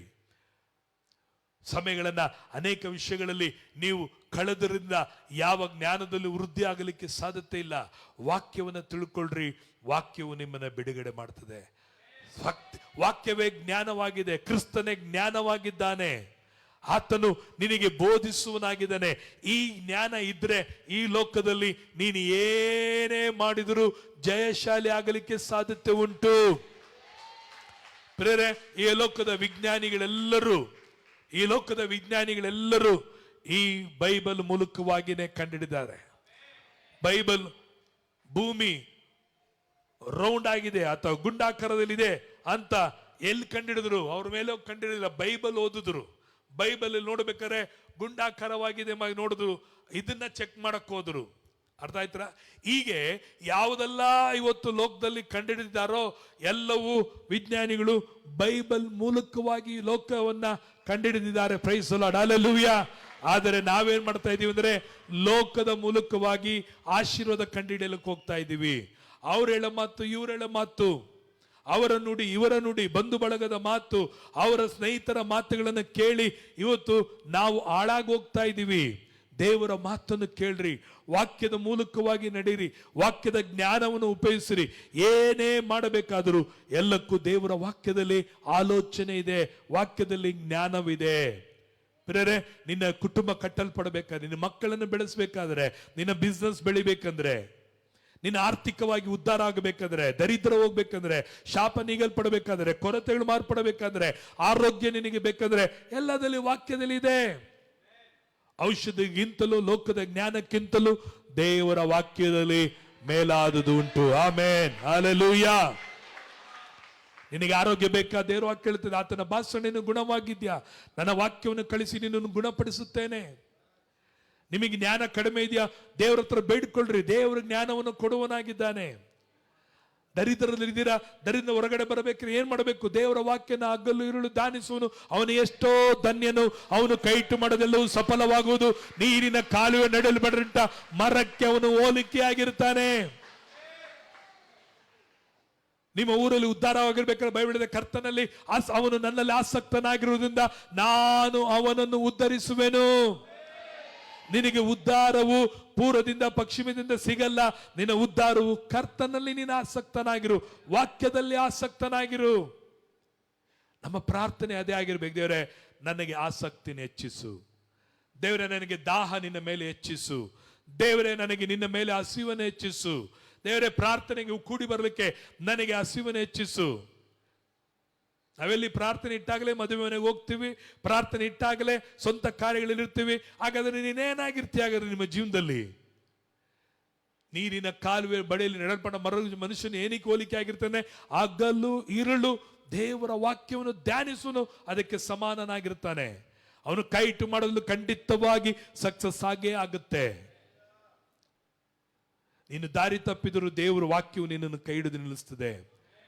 ನೀನು ಎಡಕ್ಕಾದರೂ ಬಲಕ್ಕಾದರೂ ತಿರುಗಿಕೊಳ್ಳುವಾಗ ದೇವರ ವಾಕ್ಯ ನಿನ್ನೊಟ್ಟಿಗೆ ಮಾತಾಡಿದರೆ, ಈ ಮಾರ್ಗದಲ್ಲಿ ನಡಿ, ಅದು ಬೇಡ, ಇದನ್ನು ಮಾಡು, ನೀನು ಇದೆಲ್ಲ ಹೋದರೆ ಯಶಸ್ವಿ ಆಗ್ತೀಯ. ಎಲ್ಲಾ ವಿಷಯಗಳಲ್ಲೂ ಸಹ ಇವತ್ತು ನಿನಗೆ ಸಾಮರ್ಥ್ಯ ಇದೆ, ಜ್ಞಾನ ಇದೆ, ಹಣ ಇದೆ, ಬುದ್ಧಿ ಇದೆ, ಚಂದ ಇದೆ, ಸೌಂದರ್ಯ ಇದೆ ಅಂತೇಳಿ ಸ್ವಂತ ಬುದ್ಧಿಲಿ ನಡಬೇಡ್ರಿ. ಕರ್ತನ ಜ್ಞಾನವನ್ನ ಅವಲಂಬಿಸಿಕೊಳ್ಳ್ರಿ, ಕರ್ತನ ಬುದ್ಧಿಯನ್ನ ಅವಲಂಬಿಸಿಕೊಳ್ಳ್ರಿ. ನಾನು ನಿನ್ನನ್ನು ಉಪದೇಶಿಸಿ ನೀನು ನಡೆಯತಕ್ಕಂಥ ಮಾರ್ಗವನ್ನು ನಾನು ನಿನಗೆ ಬೋಧಿಸುವೆ. ನೀನು ನಡೆಯತಕ್ಕ ಮಾರ್ಗವನ್ನು ದೇವರು ಬೋಧಿಸ್ತಾನೆ. ಎಲ್ಲಿಗೆ ಹೋಗ್ಬೇಕು, ಎಲ್ಲಿ ಹೋಗ್ಬಾರ್ದು, ಎಲ್ಲಿ ನಿಂತ್ಕೊಳ್ಬೇಕು, ಎಲ್ಲಿ ನಿಂತ್ಕೊಳ್ಬಾರ್ದು ಎಂಬುದನ್ನ ಈ ವಾಕ್ಯದ ಪ್ರಕಾರವಾಗಿ ನಮ್ಮ ಯೇಸುವಿನಾಗೆ, ಪವಿತ್ರಾತ್ಮರಾಗೆ ಈ ಲೋಕದಲ್ಲಿ ಒಳ್ಳೆ ಟೀಚರ್, ಒಳ್ಳೆ ಗೈಡರ್ ಯಾರು ಇಲ್ಲವೇ ಇಲ್ಲ. ನನ್ನ ಜೀವಿತದಲ್ಲಿ ನಾನೊಬ್ಬ ಸೊನ್ನೆನೆ ಎಲ್ಲ ವಿಷಯಗಳಲ್ಲಿ. ಆದರೆ ಪವಿತ್ರಾತ್ಮರ ಸಹಾಯದಿಂದ, ವಾಕ್ಯದ ಬೆಳಕಿನಿಂದ ಕರ್ತನು ಇವತ್ತು ನನ್ನನ್ನ ಯಾವ ವಿಷಯದಲ್ಲಿಯೂ ದಡ್ಡನಾಗಿ ಅಥವಾ ಮೂರ್ಖನಾಗಿಯೂ ಅಥವಾ ಹೋಗಿದಲ್ಲಿ ಕೈ ಸುಟ್ಕೊಂಡಿದ್ದಲ್ಲಿ ಇಲ್ಲ. ಸೇವೆ ಆಗಿರ್ಬೋದು, ಕುಟುಂಬದ ವಿಷಯ ಆಗಿರ್ಬೋದು, ಯಾವ ವಿಷಯದಲ್ಲಾಗಲಿಯೂ ದಡ್ಡನಾಗಿ ಕಾಣಿಸಲ್ಪಡಲಿಲ್ಲ. ದೇವರು ಎಲ್ಲರ ಮುಂದೆ ದೇವರು ಜ್ಞಾನಿಯಾಗಿ ಅಥವಾ ಬುದ್ಧಿ ಉಳ್ಳವನಾಗಿ ಮಾಡಿರೋದು ಒಂದೇ ಒಂದು ಗೊತ್ತಾ? ಪವಿತ್ರಾತ್ಮರ ಸಹಾಯ. Amen, hallelujah. ಪವಿತ್ರಾತ್ಮರು ಬೋಧಿಸ್ತಾರೆ, ಪವಿತ್ರಾತ್ಮರು ನಡೆಸ್ತಾರೆ, ಪವಿತ್ರಾತ್ಮರು ಕಲಿಸ್ತಾರೆ, ಪವಿತ್ರಾತ್ಮರು ಹೀಗೆ ಮಾಡು, ಹೀಗೆ ಹೋಗೋದನ್ನ ನಡೆಸ್ತಾರೆ. ಆತನು ನನ್ನನ್ನು ಕೈ ಹಿಡಿದಾನೆ, ಆತನ ಮಾರ್ಗದಲ್ಲಿ ಆತನು ನನ್ನನ್ನು ಇದುವರೆಗೂ ನಡೆಸ್ತಾ ಬರ್ತಾ ಇದೆ. ನಾನು ಹೇಳ್ತೀನಿ, ಪವಿತ್ರಾತ್ಮರ ಕೈಯಲ್ಲಿ ನೀವು ಇರುವಾಗ, ವಾಕ್ಯದ ಜ್ಞಾನದಲ್ಲಿ ಇರುವಾಗ, ನಿಮ್ಮ ಲೈಫ್ ಎಂದಿಗೂ ಆಶಾಭಂಗ ಪಡುವುದೇ ಇಲ್ಲ, ನಾಚಿಕೆ ಪಡೋದೇ ಇಲ್ಲ, ತಲೆ ಕೆಳಗೆ ಹಾಕಂಗೆ ಮಾಡೋದೇ ಇಲ್ಲ. ನಿನ್ನನ್ನು ಉದ್ಧರಿಸುವ ದೇವರು ನಮ್ಮೊಂದಿಗೆ ಇದ್ದಾನೆ. ಒಂದೇ ಒಂದು ಮಾಡಬೇಕಾಗಿರೋದು, ನನ್ನ ಬುದ್ಧಿ, ನನ್ನ ಜ್ಞಾನ, ನನ್ನ ಹಣ, ನನ್ನ ಸಾಮರ್ಥ್ಯ, ನನ್ನ ಸೌಂದರ್ಯ ಎಲ್ಲ ಕಸ ಧೂಳು ಅಂತೇಳಿ ತೆಗೆದುಕೊಂಡೋಗಿ ಹೊರಗಡೆ ಬಿಸಾಡಿ, ಕರ್ತನ ವಾಕ್ಯ ನನ್ನ ಜ್ಞಾನ, ನನ್ನ ಬುದ್ಧಿ, ನನ್ನ ಶಕ್ತಿ, ಇದೇ ನನ್ನ ಐಶ್ವರ್ಯ ಅಂತ ಯಾವತ್ತು ಇದನ್ನ ನೀನು ಒತ್ಕೊಳ್ತೀಯೋ ಆವತ್ತು ಇದು ನಿನ್ನ ಮೇಲೆ ಕೆತ್ತುತ್ತದೆ. ನರ ಮನುಷ್ಯರನ್ನ ನಂಬಿ ಇವತ್ತು ನೀನು ಮೋಸ ಹೋಗಿದ್ಯಾ, ನಿನ್ನ ಬುದ್ಧಿನ ನಂಬಿ ನೀನು ಹಾಳಾಗೋಗಿದ್ಯಾ, ನಿನ್ನ ಸೌಂದರ್ಯವನ್ನು ನಂಬಿ ಹೆಸರು ಕೆಡಿಸ್ಕೊಂಡಿದ್ಯಾ. ಆದರೆ ಇದನ್ನು ನಂಬಿದವನು ಮೂರ್ಖನಾಗಿದ್ದರು, ದರಿದ್ರನಾಗಿದ್ದರು, ಬಡವನಾಗಿದ್ದರು, ಅಂದವಿಲ್ಲದಿದ್ದರು, ಚಂದವಿಲ್ಲದಿದ್ದರು, ಲೋಕದಲ್ಲಿ ಸುಂದರವಾಗಿ ವೈಭವವಾದಂತ ಆತನ ಕೈಗಳಲ್ಲಿರುವಂತಹ ಕಿರೀಟವಾಗಿ ದೇವರು ಮಾರ್ಪಡಿಸಿದ್ದಾನೆ. ಕುರಿಗಳ ಹಿಂದೆ ಇದ್ದಂತ ದಾವೀದನನ್ನ ದೇವರು ಅರಸನಾಗಿ ಮಾಡದ. ಪ್ರೈಸ್ ಅಲ್ಲ. ಇವತ್ತು ನಿನ್ನ ಜೀವಿತದಲ್ಲಿ ಸಹ ಈ ವಾಕ್ಯವನ್ನ ನೀನು ಹುಡುಕುವಾಗ, ಅರಿಯುವಾಗ, ದಾಹ ಪಡುವಾಗ, ದಾಹಕ್ಕಾಗಿ ಬೇಡಿಕೋ, ಹಸಿವಾಗಿ ಬೇಡಿಕೊಳ್ಳುವಾಗ ಇದರಲ್ಲೇ ಎಲ್ಲ ವಿಷಯಗಳು, ಯಾವ ವಿಷಯ ಬೇಕು ಎಲ್ಲ ವಿಷಯವು ಇದರಲ್ಲೇ ಇದೆ. ಇದೇ ಜ್ಞಾನ, ಇದೇ ಸಂಪನ್ನವಾಗಿದೆ. ಇದನ್ನು ಹುಡುಕು, ಇದನ್ನು ನಿಧಿಯಾಗಿ ಇದನ್ನು ಹುಡುಕುವಾಗ ಈ ನಿಧಿಯಿಂದ ನಿನಗೆ ಎಲ್ಲ ಅಗತ್ಯಗಳು ಸಂಧಿಸಲ್ಪಡಲಿಕ್ಕೆ ಸಾಧ್ಯವಾಗಿರುತ್ತದೆ. Praise the Lord, hallelujah. So ನಾವು ಬೈಬಲನ್ನ ಎತ್ತಿ ಹಿಡಿಯುವಾಗ ಬೈಬಲ್ ನಿಮ್ಮನ್ನ ಎತ್ತಿ ಹಿಡಿತದೆ. ಈ ಬೈಬಲಲ್ಲಿ ನಿನಗೆ ಬೇಕಾದದ್ದು ಎಲ್ಲ ಇದೆ. ಈ ಬೈಬಲ್ ನಿನಗೆ ಬೇಕಾದದ್ದು ಎಲ್ಲ ಇದೆ. ಹುಡುಕು ಹುಡುಕು ಹುಡುಕು ಹುಡುಕು. ಇದನ್ನ ಇಟ್ಟು ನೀನು ಬೇರೆ ಕಡೆ ಹುಡುಕಿದ್ರೆ ನಿನಗೆ ಸಿಗೋದು ಬರೀ ಧೂಳೆ, ನಿನಗೆ ಸಿಗೋದು ಬರೀ ಶೂನ್ಯನೇ. ಸ್ವಲ್ಪ ಕಾಲಕ್ಕೆ ಚೆನ್ನಾಗಿರುತ್ತದೆ. ಉಸುಬಿನ ಮನೆ ಮೇಲೆ ಕಟ್ಟಿದವನು ಚೆನ್ನಾಗಿ ಫಾಸ್ಟಾಗಿ ಕಟ್ಕೊಂಡು ಹೋಗ್ಬಿಟ್ಟ, ಅವನಿಗೆ ಚೆನ್ನಾಗೇ ಇತ್ತು. ಆದರೆ ಹೋರಾಟಗಳು ಬರುವಾಗ, ಶೋಧನೆಗಳು ಬರುವಾಗ ನಿಲ್ಲಕ್ಕಾಗಲಿಲ್ಲ. ಅದೇ ತರ ವಾಕ್ಯ ಎಂಬ ಬಂಡೆ ಮೇಲೆ ಕಟ್ಟಿದವನಿಗೆ ಶೋಧನೆ ಬಂತು, ಹೋರಾಟಗಳು ಬಂತು. ಪ್ರಿಯರೇ, ಅವನು ನೆಲೆಗೊಂಡ. ನೀವು ಕಟ್ಟಿದ್ದು ನಿಲ್ಲಬೇಕಾ? ನೀವು ಕಟ್ಟಿದ್ದು ಕಡೆತನಕ್ಕೆ ಇರಬೇಕಾ? ಶಾಶ್ವತವಾಗಿರ್ಬೇಕಾ? Go through this. ಇದ್ರ ಮೂಲಕವಾಗಿ ಹೋಗ್ರಿ, ಇದನ್ನ ಹುಡುಕ್ರಿ. ಇದರಿಂದ ಮೂಲಕವಾಗಿ ನಿಮ್ಮ ಒಳಗಡೆಯಿಂದ ಜೀವಧಾರೆಗಳು ಹೊರತು ಬರ್ತದೆ, ಜೀವದ ನದಿಗಳು ಹೊರಗಡೆ ಬರುವಂತದ್ದಾಗಿರ್ತದೆ. ಆತನ ನಂಬಿದವರು ಎಂದಿಗೂ ನಾಶಭಂಗ ಪಡೆದಿಲ್ಲ. ಪ್ರೇರೆ, ಇವತ್ತು 2 ವಿಷಯಗಳನ್ನು ನೋಡಿದ್ವಿ. ಯೇಸು ಕ್ರಿಸ್ತನೊಬ್ಬನೇ ನಿಮ್ಮ ಪಾಪಗಳನ್ನು ಪರಿಹಾರ ಮಾಡುವವನು, ಬಿಡುಗಡೆ ಮಾಡುವನು. ನೀನು ನಿನ್ನ ಪಾಪದಿಂದ ಹೊರಗಡೆ ಬಿಡಕ್ಕೆ ಆಗಲ್ಲ ಅಂತ ಕೇಳಿದ್ವಿ. ಅದಕ್ಕೆ ಇವತ್ತು ನಿನ್ನ ಬಲಹೀನತೆಗಳನ್ನು ಒಪ್ಪಿಕೋ ದೇವರ ಹತ್ರ, ಆತನ ಮುಂದೆ ಅರಿಕೆ ಮಾಡು. ಆತನು ನಿನಗೆ ಬಿಡುಗಡೆನ ಅವನೇ ಕೊಡ್ತಾನೆ. ಯೇಸು ಅದರ ಅರ್ಥ ಏನು? ಆತನು ತನ್ನ ಜನರನ್ನು ಪಾಪಗಳಿಂದ ಬಿಡಿಸಿ ಕಾಯುವನು. ನಿನ್ನ ಪಾಪವನ್ನು ನೀನು ಬಿಡಿಸ್ಕೊ ಅಂತ ಹೇಳಿಲ್ಲ ದೇವರು, ಬಿಟ್ಟು ಬಾ ಅಂತ ಹೇಳಿಲ್ಲ. ನಾನು ಬಿಡಿಸ್ತೀನಿ, ನಾನು ನಿನ್ನನ್ನ ಬಿಡಿಸ್ತೀನಿ. ಮತ್ತು ನಿನ್ನನ್ನು ಕಾಯುವವನು, ಪಾಪ ಮಾಡದಂತೆ ಕಾಯುವವನು ಎಂಬುದಾಗಿ ನಂಬು. ಬಿಡಿಸ್ತಾನೆ, ಪಾಪಗಳನ್ನು ಕ್ಷಮಿಸ್ತಾನೆ, ಬಿಡಿಸ್ತಾನೆ, ಮತ್ತೇನ್ ಮಾಡ್ತಾನೆ? ಕಾಯುವವನಾಗಿದ್ದಾನೆ. ನೀನು ಕಾಪಾಡ್ಕೊಳ್ಳೋದಕ್ಕಾಗಲ್ಲ, ದೇವರು ನಿನ್ನನ್ನು ಕಾಪಾಡುವನಾಗಿದ್ದಾನೆ. ಎರಡನೇದಾಗಿ ನಾವು ನೋಡಿದ್ವಿ, ಆತನಿಂದ ಜ್ಞಾನ ಬುದ್ಧಿ ನಮಗೆ ಸಿಕ್ಕಿದೆ. ಅದನ್ನ ಏನ್ ಮಾಡಬೇಕು? ನಾವು ವೃದ್ಧಿ ಮಾಡ್ಬೇಕು. ಎಲ್ಲರೂ ಏನ್ ಮಾಡ್ಬೇಕು? ಆತನ ಜ್ಞಾನ ಬುದ್ಧಿ ಎಲ್ಲಿದೆ? ಇಲ್ಲಿದೆ. ಹಲ್ಲೆಲೂಯಾ. ಇದನ್ನ ನೀನು ಎತ್ತು, ಇದನ್ನ ಇಡಿ, ಇದನ್ನ ಹಗಲು ರಾತ್ರಿ ಧ್ಯಾನಿಸು. ಇದ್ರ ಮೇಲೆ ಹಸಿವು, ಇದ್ರ ಮೇಲೆ ದಾಹ ಇರಲಿ. ನೀನು ಎಂತ ಸ್ಥಿತಿಲಿದ್ರು, ನೀನು ತಿಪ್ಪೆ ಗುಂಡಿಲಿ ಬಿದ್ದಿದ್ರು, ನಿನ್ನ ಮೇಲಕ್ಕೆ ಅರಸರುಗಳೊಂದಿಗೆ ಆತನು ನಿನ್ನನ್ನ ಕುಂಡ್ರಿಸುವನಾಗಿದ್ದಾನೆ. ಹಲ್ಲೆಲೂಯಾ. Praise the Lord. ಇವತ್ತು 2 ವಾಕ್ಯಗಳನ್ನು ನಾವು ನೋಡಿದ್ವಿ. ಸೊ ಇದು ವಾಕ್ಯಕ್ಕಾಗಿ ದೇವರಿಗೆ ಒಪ್ಪಿಸಿಕೊಟ್ಟು, ಇನ್ನು ನಾನಲ್ಲ ಸ್ವಾಮಿ, ನಿನ್ನಿಂದಲೇ, ಇನ್ನು ನನ್ನ ಪ್ರಯತ್ನದಿಂದಲ್ಲ, ನಿನ್ನ ಕೃಪೆಯಿಂದಲೇ ನಾನು ಲೋಕವನ್ನ, ಪಾಪವನ್ನ ಜಯಿಸಲಿಕ್ಕೆ ಜಯವು ನಿನ್ನಿಂದಲೇ ನನಗೆ ಉಂಟಾಗಿದೆ ಎಂಬುದಾಗಿ ಹೇಳಿ ದೇವರಿಗೆ ಸ್ತೋತ್ರ ಮಾಡಿ ಕರ್ತನ ನಾಮವನ್ನ